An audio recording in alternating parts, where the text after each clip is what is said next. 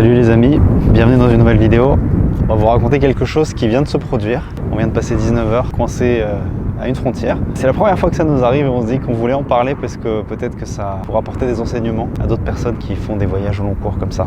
Je veux commencer peut-être par dire que ce qui nous est arrivé, c'est pas normal, mais ça reste un problème de privilégiés, de blancs privilégiés qui voyagent avec son véhicule pour des raisons de loisirs et qu'il y a des gens qui ont des expériences à la frontière qui n'ont pas le même passeport et qui ont des expériences bien plus graves. Voilà, je pense que c'est important de le dire. Ça fait 5 ans qu'on voyage, on est parti d'Afrique du Sud avec un véhicule qu'on a acheté en Afrique du Sud et on a conduit d'Afrique du Sud jusqu'en Égypte par la côte est du continent africain.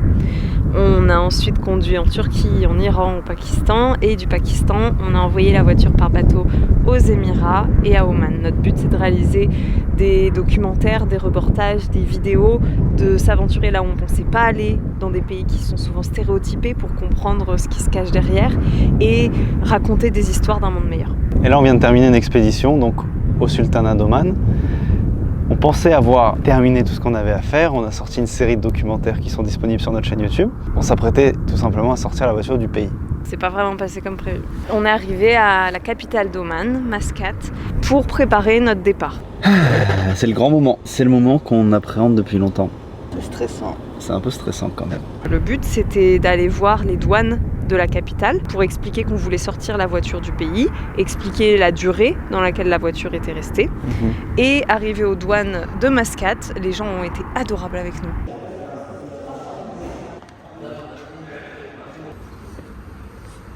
En fait, ils étaient très gentils, hein. Les uniformes, c'est toujours flippant, mais ils étaient très sympas. Ils n'ont pas du tout parlé d'amende. C'est plutôt bon signe. Le seul truc, c'est que notre carnet de passage est expiré, donc maintenant, il faut qu'on aille voir avec le club automobile, qui est pas très loin. Ils ont dit 6 mois, ça suffit pas pour visiter Oman. Voilà, c'était vraiment gentil et compréhensif.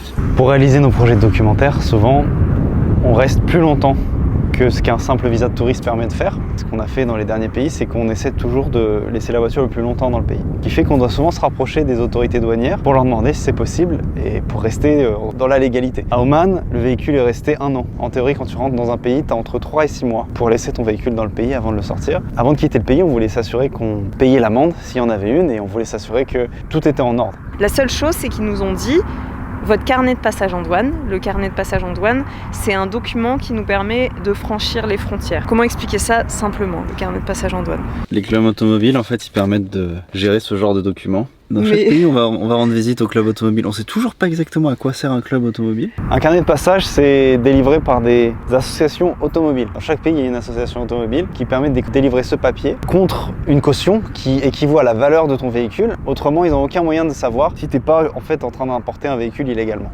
Donc le carnet de passage en douane, nous, était expiré. Un carnet de passage, ça dure seulement 1 an. Et donc on est arrivé avec un carnet de passage expiré.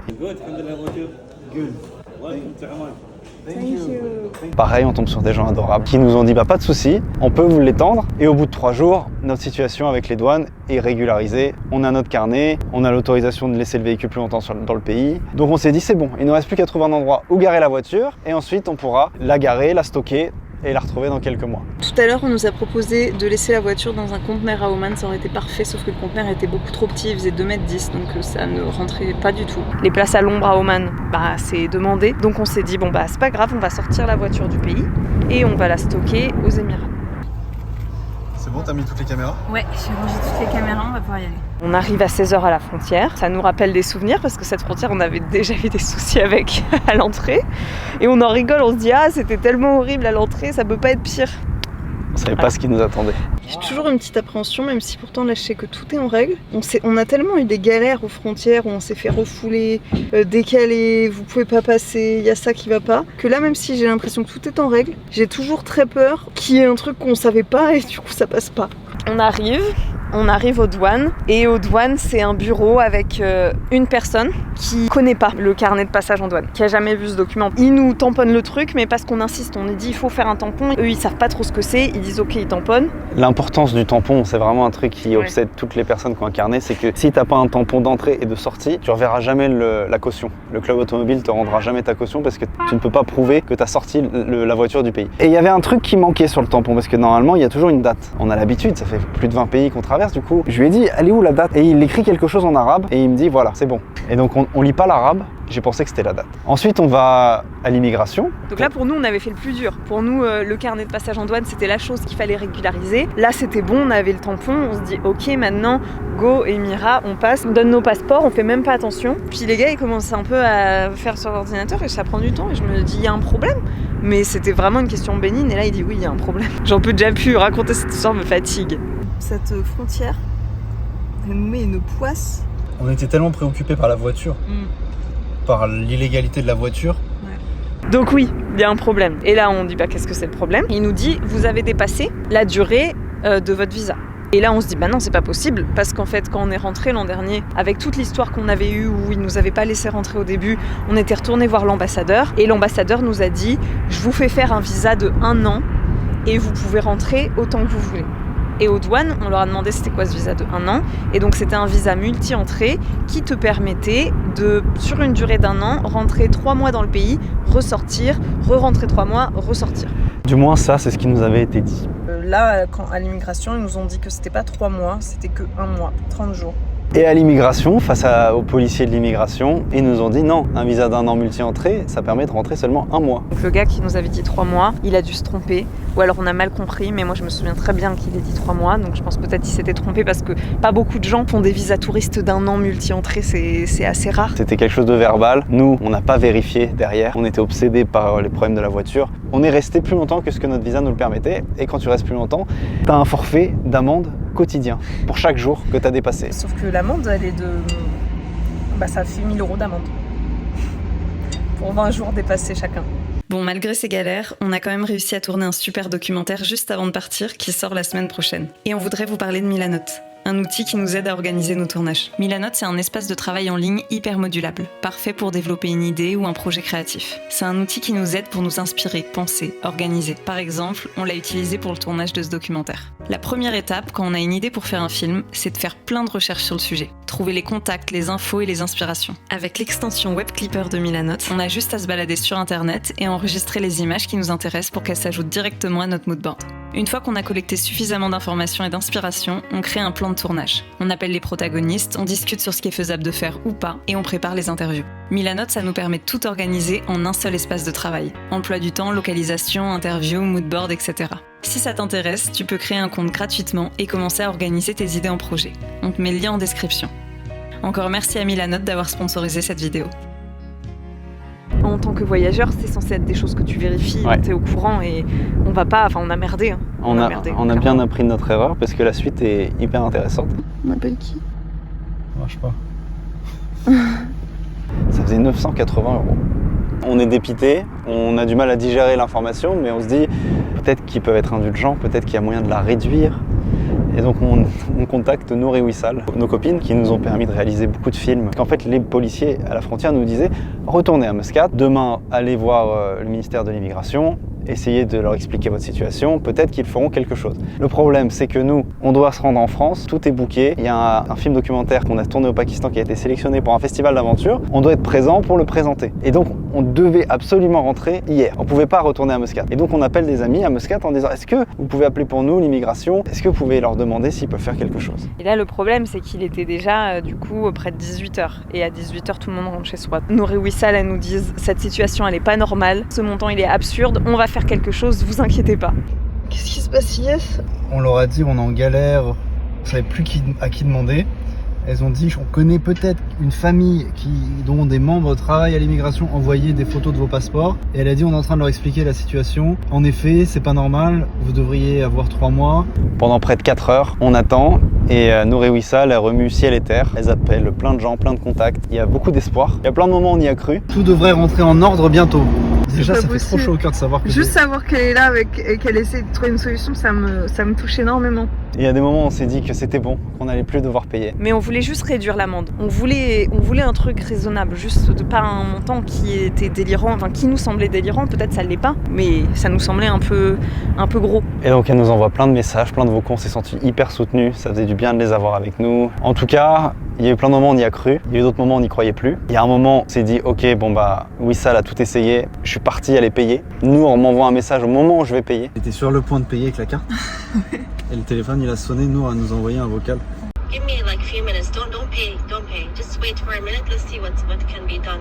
Elle dit attends encore 1 heure, je connais quelqu'un qui va essayer de faire quelque chose. On retourne s'asseoir dans la voiture et au final, pas possible de faire quelque chose. Elles nous disent un truc qui aurait dû nous mettre la puce à l'oreille. Elles nous disent, elles ont des contacts à la police, la Royal Police d'Oman. Nos contacts nous disent que cette frontière, elle est bizarre. Ils peuvent rien faire sur cette frontière, ils n'ont pas le contrôle sur cette frontière.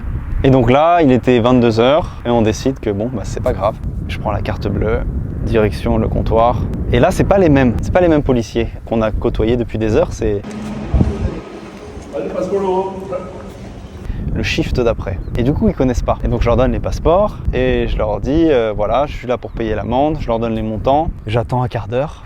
Il se passe rien, donc je leur demande gentiment, je leur dis s'il vous plaît, ça fait 5 heures qu'on est là. Et en fait, ils discutaient entre eux, ils buvaient du thé. Je leur ai demandé gentiment s'ils pouvaient accélérer parce qu'on avait encore toutes les procédures à faire du côté émirati. Et c'est là où ça a complètement dégénéré. Camille, tu m'as rejoint à ce moment-là. Il était hyper nerveux, il était hyper bizarre. C'est important de préciser qu'on aurait pu payer en même pas 30 secondes. C'est-à-dire qu'il y a un ordinateur, le passeport est scanné, le montant de l'amende s'affiche et ensuite tu payes en sans contact. C'est réglé en 30 secondes, on a vu plein de gens payer. Oui. Et là, c'était bizarre en fait, ça prenait du temps, 20 minutes, une demi-heure, on comprenait pas pourquoi. Et donc on est gentiment, je lui ai dit est-ce qu'il y a un problème, voilà, le montant c'est ça, dites-moi ce que je peux faire, voici ma carte bleue, j'aimerais payer 980 €. Et là il s'énerve, il dit allez vous asseoir, ça suffit, allez vous asseoir là-bas. Du coup on dit ok, je sais pas, en fait le gars je le sentais vraiment pas, il était bizarre, il nous regardait pas, il nous parlait pas parce que du coup je pense qu'ils comprennent l'anglais mais ils ont pas envie de le parler, honnêtement. Et du coup il avait la carte bleue à côté de la machine. Je lui faisais pas confiance, je me suis dit à n'importe quel moment il peut taper n'importe quel montant, on n'en saura rien.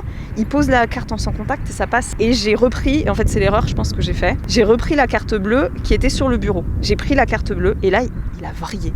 Il a vrillé complet. Il s'est levé d'un coup, il s'est mis à taper la vitre, il s'est mis à m'hurler dessus en me disant qu'est-ce que tu fais ? Qu'est-ce que tu fais ? Et je lui dis je reprends ma carte bleue, c'est la mienne, je vais m'asseoir mais je reprends ma carte bleue, je peux pas la laisser là. Il m'a fait peur, honnêtement il m'a fait très peur. Il était effrayant. Et il y a ses amis policiers qui se sont mis aussi à crier.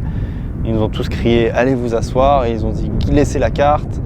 On pouvait pas laisser la carte tant qu'on n'avait pas le montant qui était écrit sur la machine. Je pense que n'importe qui serait d'accord avec nous. C'était déjà 1000 € d'amende, je me suis dit qu'est-ce qu'ils vont... Enfin, on sait rien. Et vraiment il était très agressif, je pense qu'il y avait un truc entre nous mais il s'approchait quoi. Enfin, vraiment j'en tremblais. Il s'énervait. Et après il a dit suivez-moi. Et là quand il t'a dit suis-moi comme ça, franchement dans ma tête je me suis fait des scénarios, je me suis dit avec son niveau d'énervement, il va t'emmener, il va te taper dans une pièce. Vraiment, c'est ce que j'ai pensé. Et là je me suis rendu compte qu'en fait ils avaient nos passeports. L'impuissance que t'as des fois face à des autorités, même si la situation est pas juste, t'es impuissant, t'as rien à faire. Je me suis sentie, waouh, c'était... Et donc il m'a emmené dans une autre pièce, de l'autre côté de la salle. Et là il a essayé de me prendre de force la carte bleue. J'ai pas lâché. Elle était dans ma main, et il tirait dessus et il s'avançait de manière menaçante comme s'il voulait se bagarrer. Et j'ai pas lâché, je lui ai dit non, je donnerai pas ma carte bleue, j'attends qu'on me montre le montant à payer. Il y avait tous les policiers autour qui étaient d'accord avec, enfin qui n'intervenaient pas mais qui observaient. Au bout d'un moment, il a lâché la carte, il m'a crié en me faisant un geste presque en me tapant, assis-toi. Et c'est là que le calvaire a commencé. On a compris qu'on était plus ou moins pris en otage. On n'avait pas nos passeports, personne ne voulait nous parler. On nous a obligés à nous asseoir, on n'avait pas le droit de se lever. Nos passeports sont partis dans une pièce à l'étage. Et on s'est dit, ah ok, en fait il nous punit.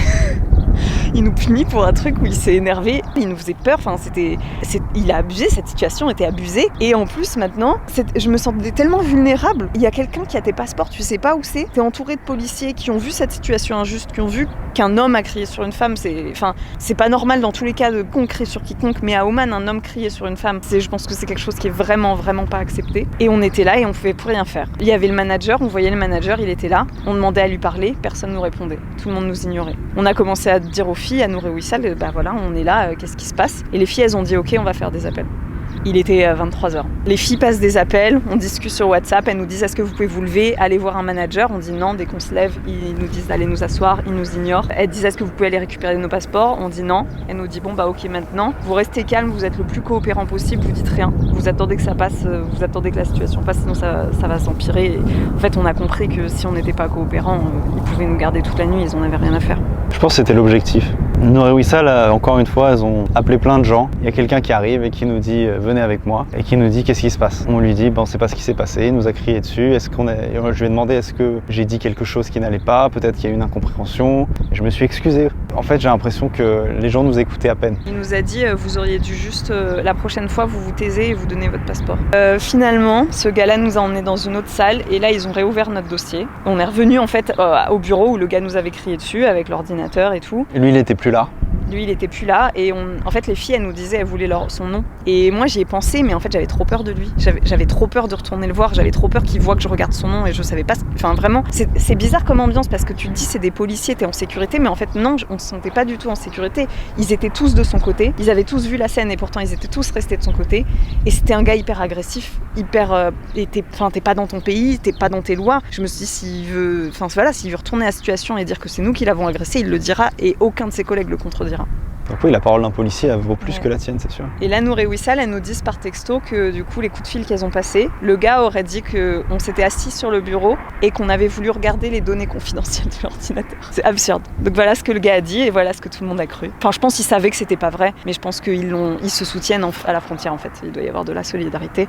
Bref, voilà, ils nous faisaient durer le truc. Ils nous posaient des questions. Ils écoutaient pas les réponses. Ça devenait absurde. Pendant tous les moments, presque, on en venait à vouloir absolument payer ces 1000 € pour se barrer en fait. Parce que je me disais à n'importe quel moment, ils font durer le truc et tu voyais que c'était de la punition en fait. C'était vraiment voulu, c'était intentionnel.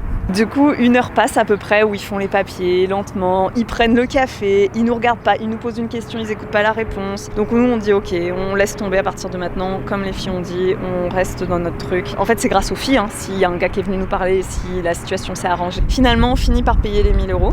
Donc on passe côté Émirati, on n'a plus de réseau. Ça y est, on est passé 6 heures à la frontière. Record battu par rapport à la dernière fois. 7h30. Et là, on se dit, ça y est, c'est bon. On fait notre visa, 2 secondes, ça s'est fait, pas de souci. Les gens sont beaucoup plus souriants déjà. On sait pas, je veux pas critiquer les Omanais de cette frontière-là, mais je les critique un peu quand même. Et on arrive aux douanes, et là, les douanes nous disent, bah non, vous pouvez pas rentrer. Je suis désolée, mais vous allez pas pouvoir rentrer aux Émirats, il faut retourner à Oman. Parce que sur votre carnet, il n'y a pas de date sur le tampon. Et en fait, là, on se rend compte que le monsieur nous a pas dit la vérité et que quand on lui a demandé de rajouter la date, il a pas rajouté la date. Et il a juste écrit ils sont sortis. Il n'y a pas de date. Du coup, là, on a un problème. Ils veulent pas nous laisser rentrer, ils nous disent qu'on doit retourner à Oman.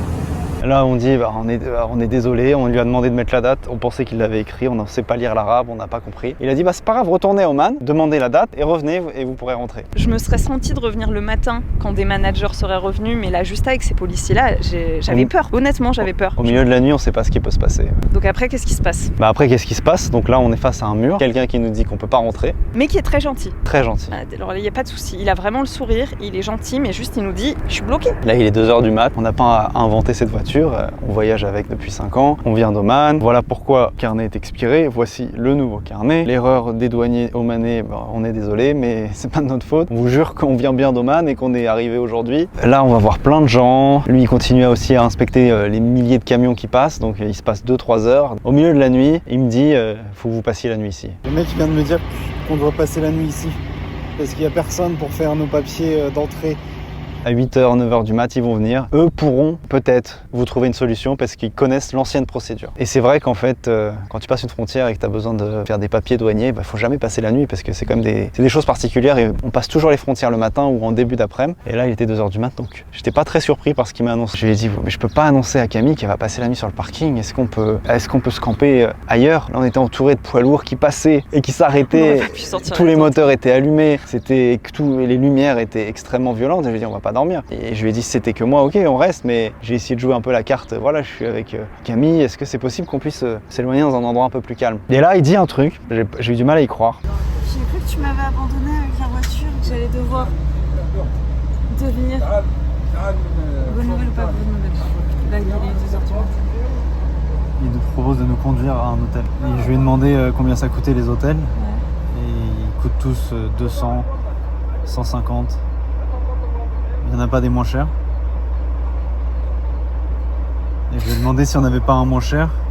Et là, il m'a dit qu'il allait nous payer la nuit.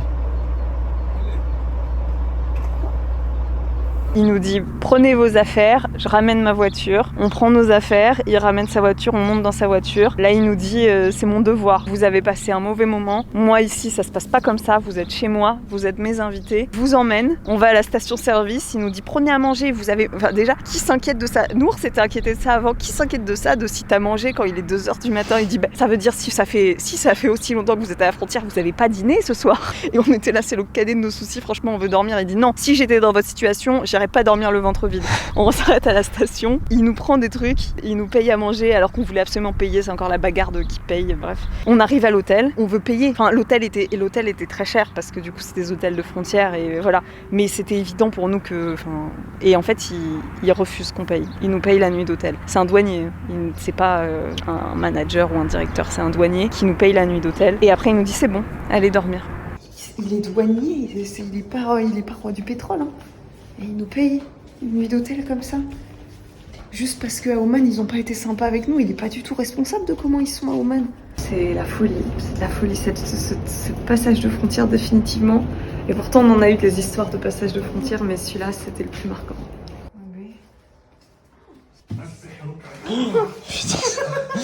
Oh putain, ça m'a fait peur. J'ai cru que c'était un piège. Le dessin animé. On débriefera demain, je pense, parce que cette soirée a été longue. Je pense qu'on est sur la 12e, 13e heure à la frontière. C'est fini pour ce soir. Et je réalise pas ce qui vient de se passer. Je suis à la fois gênée, je trouve ça en même temps magnifique, trop beau comme geste. Je sais même pas, j'ai pas les mots encore pour expliquer ce qui s'est passé. Je trouve que dans les frontières, souvent avec Ilyes, on ressent que c'est des endroits où tout est automatisé, tout est informatisé maintenant. Et du coup, ça crée un peu un truc de manque d'humanisme dans des situations qui des fois sont pas bouton vert ou bouton rouge. Et qui, avec l'informatique, font que les gens sont bloqués. Et du coup, les gens deviennent comme les machines et se protègent eux-mêmes, je pense, parce que voilà, ça fait beaucoup. Et du coup, il n'y a aucune compréhension humaine. Et ce monsieur, il a remis de l'humanité là où pour nous, il n'y en avait plus depuis des heures. Parce qu'il savait que les procédures, des fois, c'est débile. T'as pas une date d'entrée sur ton tampon, tu peux pas passer. Et il est passé outre. Et beaucoup de gratitude pour ce monsieur et une belle leçon, encore une fois, je trouve, de générosité que... Est-ce que moi, je l'aurais fait, tu vois? Et le matin, on se lève un peu plus optimiste. Depuis cette merveilleuse chambre d'hôtel, on va retourner à la frontière. On est encore un peu secoué. Non, c'est vrai. Hier soir, j'arrivais pas à m'endormir. Il était 2h du mat, mais je me refaisais la scène en boucle dans ma tête et je me disais, mais il s'est vraiment passé ça? Est-ce que c'est grave ou est-ce que c'est nous qui avons fait un truc mal pour déclencher ça? On fait du stop pour aller à la frontière.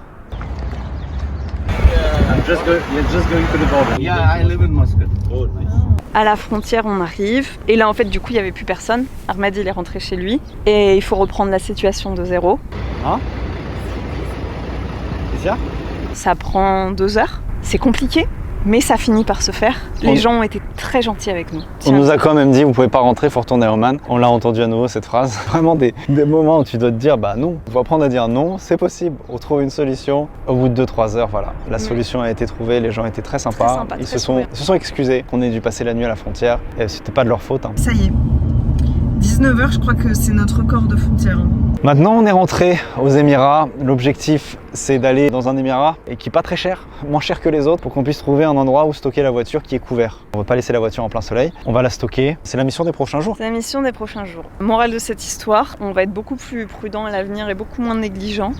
C'est clair. Des fois, on est tellement focalisé sur le fait de faire nos documentaires, faire nos films, le voyage, le travail, la voiture, qu'on en oublie un peu les trucs importants administratifs. C'est pas hyper notre fort, les trucs administratifs. On va pas s'inventer des qualités qu'on n'a pas. On n'est pas très fort en administratif. Et là, clairement, on aurait pu éviter le problème si on avait tout double-checké.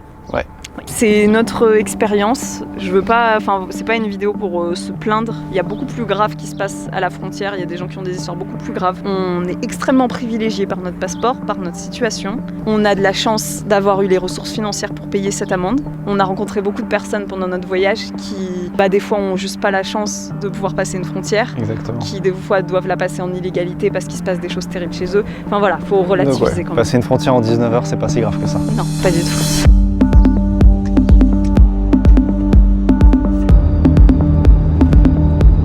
Yes! On est passé! 19h plus tard,